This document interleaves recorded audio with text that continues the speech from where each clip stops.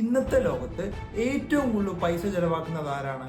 അത് നിങ്ങൾ തന്നെ. സോഷ്യൽ മീഡിയ ഉപയോഗിക്കുമ്പോൾ നിങ്ങൾക്കത് സൗജന്യമാണ്. ആപ്പ് ഓണേഴ്സിനെ സംബന്ധിച്ച് ഇതൊരു ബിസിനസ്സാണ്. പരസ്യങ്ങൾ വഴി അവർ വൻ ലാഭങ്ങൾ നേടുമ്പോൾ ഞാനും നിങ്ങളുമാണ് അവസാനം പണം ചെലവാക്കുന്നത്.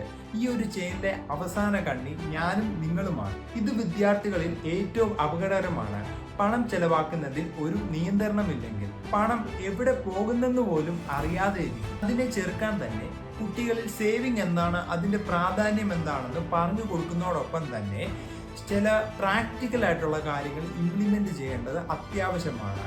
അങ്ങനത്തെ ചില മെത്തേഡ് ഇംപ്ലിമെന്റ് ചെയ്താൽ കുട്ടികളിൽ സേവിങ് എന്ന ഹാബിറ്റ് വളരുകയും ആ ഹാബിറ്റ് കുട്ടികളിൽ അൺകൺട്രോൾഡ് ആയിട്ടുള്ള സ്പെൻഡുകളിൽ ചെലവാക്കുന്നതിൽ നിന്നും കുട്ടികളെ മാറ്റി നിർത്തുകയും ചെയ്യും. ഫിനാൻഷ്യൽ ഡിസിപ്ലിൻ ഉണ്ടാക്കാൻ സഹായിക്കുന്ന ഒരു മെത്തേഡാണ് ഈ ഒരു വീഡിയോ ഡിസ്കസ് ചെയ്യുന്നത്. 60-30-10 റൂൾ.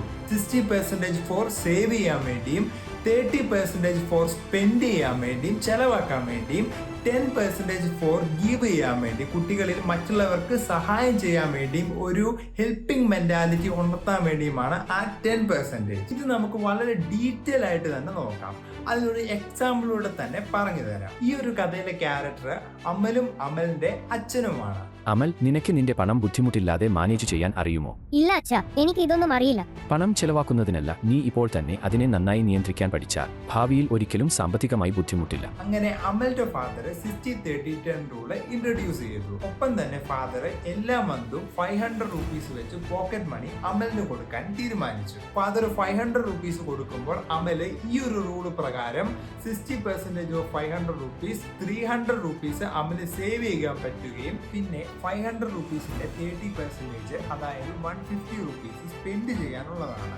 പിന്നെ ഇനി ബാക്കിയുള്ളത് 500 റുപ്പീസിന്റെ 10% ആയിട്ടുള്ള ഗീവ് കാറ്റഗറിയിലേക്ക് വെക്കാനുള്ളതാണ്. അതായത് 50 റുപ്പീസ് അത് അമലിന് മറ്റുള്ളവരെ സഹായിക്കാൻ വേണ്ടി ആ ഒരു പൈസ പൂർണ്ണമായിട്ടും അമലിന് ഉപയോഗിക്കാവുന്നതാണ്. ഇങ്ങനത്തെ ഒരു കാര്യം ചെയ്യുന്നത് വഴി കുട്ടികളിൽ മറ്റുള്ളവരെ സഹായിക്കാനുള്ള ഒരു മെന്റാലിറ്റി ഉണർത്തുകയും പൈസ സേവ് ചെയ്യുന്നതിലുപരി കുട്ടികളെ നല്ലൊരു മനുഷ്യരാക്കി വളർത്താനും ഈ ഒരു മെത്തേഡിലൂടെ സാധിക്കുന്നു. It's me Mithun. ബൈ.